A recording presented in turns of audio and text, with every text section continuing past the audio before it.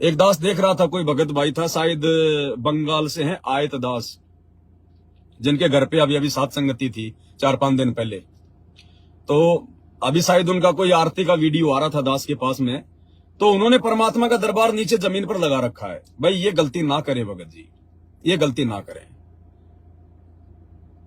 भले आप कुछ भी करें, चाहे आपको टेबल ले आओ यार, रोज 400-500 1000 रुपए की टेबल आती है, एक टेबल ले आओ, परमात्मा की टेबल रख दो, टेबल के ऊपर भगवान का दरबार रखो। नीचे जमीन है भगत जी, वहां पर चूहा भी फुदकेगा, वहां पर सो आते हैं भगत जी। परमात्मा का आसन अपने आसन से ऊपर रखना भगत जी। तो चाहे कोई ड्रम पे रखो, चाहे कोई टेबल ले आओ, कहीं भी कुछ भी कर लो, छोटा लगा लो दरबार, लेकिन भगवान को नीचे जमीन पर आसन भगत जी नहीं। पता चल गया तो परमात्मा, लोग तो देवी देवताओं का आसन नहीं लगाते नीचे, उनके लिए भी कैसे कैसे लोगों ने जो है मंदिर गाड़ रखे हैं, कैसे कैसे लोगों ने बड़े बड़े जो है अपने घरों पर मंदिर बना रखे हैं। अरे हमें तो पूर्ण परमात्मा मिला है, भगवानों का भगवान मिला है, देवों का देव महादेव मिला है। इनके लिए तो जितना हम कर दे उतना अच्छा है, चाहे एक टाइम भूखे रह के भक्ति क्यों ना करनी पड़े, लेकिन भगवान के लिए हम सबसे पहले सारी व्यवस्था जुटाएं। तो दरबार परमात्मा का जमीन पे नहीं होना चाहिए भगत जी, जमीन से ऊपर रखो, कम से कम 2-3 फुट या जैसे भी आपकी व्यवस्था है, लेकिन जमीन पे भगवान का आसन मत रखो। एक टेबल ले आओ, जैसा भी है कुछ भी व्यवस्था कर लो, लेकिन परमात्मा का आसन जमीन पे ना रखो भगत जी। अगर किसी भाई बहन ने परमात्मा का बेड नीचे जमीन पे लगा रखा है तो ठीक है, अगर 2-4-5-10 दिन अगर आपकी अगर कोई अच्छी अगर व्यवस्था नहीं है तो कोई दिक्कत नहीं, लेकिन बाद में तो चाहे छोटा बेड बनवा लो, हल्का बेड बनवा लो, कोई दिक्कत नहीं है। परमात्मा कहते हैं गुरु को राखिए शीश पर और चलिए आज्ञा माही, कहे कबीर उस भगत को फिर 3 लोक भय नाही। तो परमात्मा का आसन तो सबसे ऊपर होता है, सबसे ऊपर शीश पर होता है।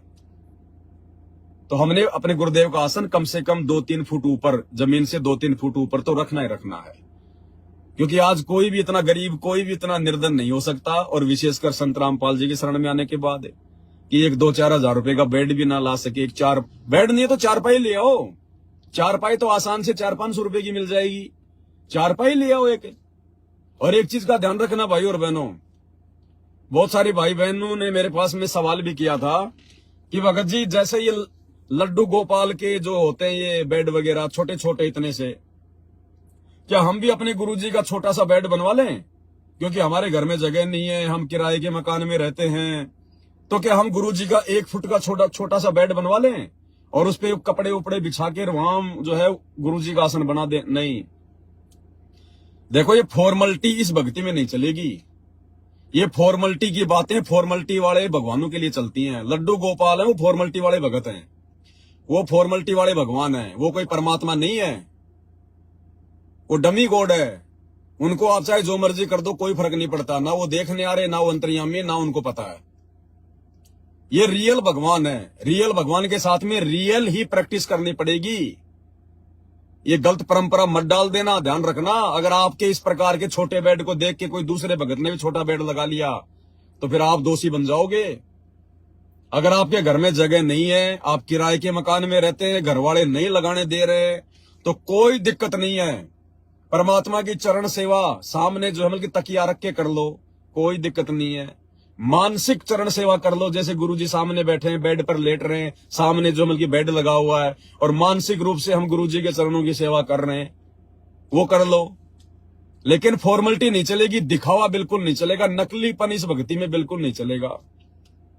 बेड लाना है तो पूरा ही लेके आओ, सिंगल बेड या डबल बेड, जैसी डबल की आवश्यकता नहीं है, एक व्यक्ति के हिसाब से बेड ले आओ। 6.5x3 का या 4 का बेड आता है, या कोई चारपाई है, लेकिन फॉर्मेलिटी नहीं चलेगी बिल्कुल भी भाई और बहनों। हमारे गुरुदेव की हाइट कम से कम 6.25 फीट है, कम से कम 6.25 फीट। तो 6.5 फीट का ना ला सको तो 6 फीट का भी चल जाएगा, 6x3 या 6x4 का जो दीवान आता है ना वो भी चल जाएगा। लेकिन इतने इतने से बनवा के तुम ले आए तो फिर क्या करना, ये चूहे लोट लगाएंगे, फिर उस पे बंदी छोड़ नहीं आ पाएगा। खैर मालिक सक्षम है, वो तो सूक्ष्म रूप में आके बैठ जाएगा, लेकिन भाई फिर सारी भक्ति फिर सूक्ष्म ही कर लो, फिर रामानंद की तरह सारी भक्ति फिर सूक्ष्म ही कर लो, फिर भोग भी क्यों लगा रहे हो? भोग भी अपने मन में सोच के लगा लो, सामने थाली रखी है, उसमें 4 चपाती रखी हैं, मैं खड़ा होके आरती कर रहा हूं, फिर हर चीज ही फिर सूक्ष्म ही कर लो। तो जो रियल है वो रियल के हिसाब से हमने करनी पड़ेगी। तो ये बिल्कुल गलती ना करना, जिसने लगा रखा है परमात्मा को क्षमा मांग के दंडवत करके उसको हटा लो। और जब तक आपकी अच्छी व्यवस्था ना हो जाए तब तक कोई जरूरी नहीं है। ऐसा नहीं है कि तुम बेड नहीं लगाओगे तो भगवान तुम्हारे से नाराज हो जाएगा, भगवान तुमसे परेशान हो जाएगा। ऐसा कुछ नहीं है। परमात्मा अंतर्यामी है, दयालु है। जूस आ गया देखो दास के लिए। मालिक को पता था बहुत देर होगी भोगते हुए, गला गुला सूख गया होगा, तो देखो जूस आ गया दास के लिए। गाड़ी में बैठे बैठे, मार्केट से नहीं आया, कोई भगत भाई है वो ले आया बना के। तो ये मालिक की दया देखो, परमात्मा की कितना दयालु है भगवान।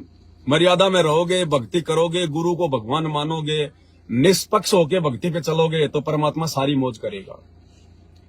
अब ये दास पहले जिन भाई बहनों को अपना गुरु भाई लगता था, बहुत अच्छा लगता था, और अब जिनकी ये गलतियां जो संगत में जो ये दिखाई जा रही है ना, अब उनको दास अच्छा नहीं लगेगा। ध्यान रखना, ऐसा ही उस भगवान के साथ होता है। गुरुजी ने क्या कहा था हिसार जेल से आने वाली ऑडियो में, कि जो भगत इन सतलोक आश्रमों में गलतियां करते हैं फिर हम उनको बाहर निकाल देते हैं, उसके बाद वो हमारे दुश्मन बन जाते हैं। तो भाई और बहनों, गलतियां ना करो, अन्यथा आज ये पवन दास तुम्हारे को बहुत अच्छा लग रहा है, गुरु भाई लग रहा है, कल को इस पवन दास की शक्ल भी देखना तुम्हारे को जो है अच्छा नहीं लगेगा, फिर वो काल प्रेरणा से और नीचे गिरते चले जाओगे, फिर नीचे गिरते गिरते चले जाओगे। सारे काम परमात्मा नहीं करेगा, परमात्मा निमित्त भी बनाएगा, सारे काम करेगा भगवान। और निमित्त करता यदि भगवान वाला संदेशा दे रहा है तो मानना भी पड़ेगा, अमल भी करना पड़ेगा। क्या कहा गुरुदेव ने एक सत्संग में, ये बहुत सारे लोग कहते हैं ना कि पवन दास को ये ज्ञान चर्चा करने का, साथ संगति करने का आदेश जो है ये किसने दे दिया? भाई ये भगवान ने दे दिया, ना मेरी तो कहां औकात थी भाई ज्ञान चर्चा करने की। क्या कह रहे हैं गुरुजी?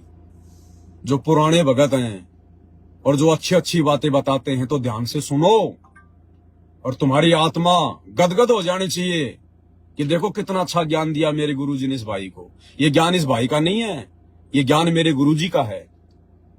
और गुरुजी कह रहे हैं अगर भगत भी है, नाम भी ले रखा, वो भी अगर अच्छी अच्छी बातें बताता है तो ध्यान से सुनो, आत्मा गदगद हो जानी चाहिए। और उसके प्रति एज ए गुरु भाई तो हमारी आस्था हो सकती है, एज ए गुरु भाई तो आस्था हो सकती है, लेकिन एज ए गुरु आस्था नहीं करनी कि फिर उसी भगत के जो है वो दंडोत मारने लग जाओ, ये तो बहुत अच्छा भगत से फलाना दिखना, उसके जो अमल के चरण छूने लग जाओ। गुरुजी कहते हैं फिर ये काल काम बिगाड़ देता है।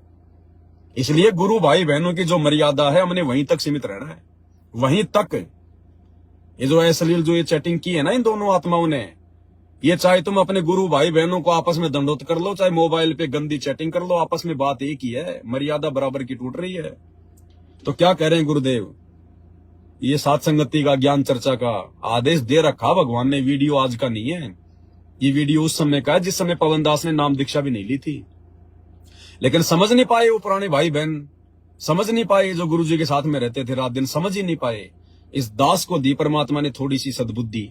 अब भाई दी है तो दास तो जम के फायदा उठाएगा। अगर भगवान ने कोई चीज सेवा के लिए दी है तो ये दास तो जबरदस्त जम के फायदा उठाएगा। फिर दास मौका नहीं चुकेगा, फिर चाहे कोई राजी रहो चाहे कोई खुश रहो। और आपने नाम ले रखा है और फिर कोई चर्चा चलती है, ऐसी कोई बात नहीं, फिर भी सुनो।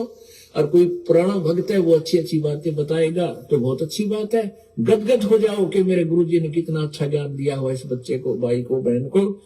और ये सब गुरुजी का ही दिया हुआ ज्ञान है, इसका नहीं है। और कोई पुराना भक्त है वो अच्छी अच्छी बातें बताएगा तो बहुत अच्छी बात है, गदगद हो जाओ कि मेरे गुरुजी ने कितना अच्छा ज्ञान दिया हुआ इस बच्चे को, भाई को, बहन को। और ये सब गुरुजी का ही दिया हुआ ज्ञान है, इसका नहीं है।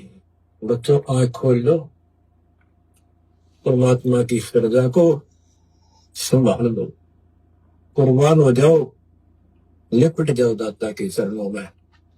हे भगवान और जीवन ना बढ़ाई, परमात्मा आपको मोक्ष दे, सदा सुखी रखे। सत साहिब।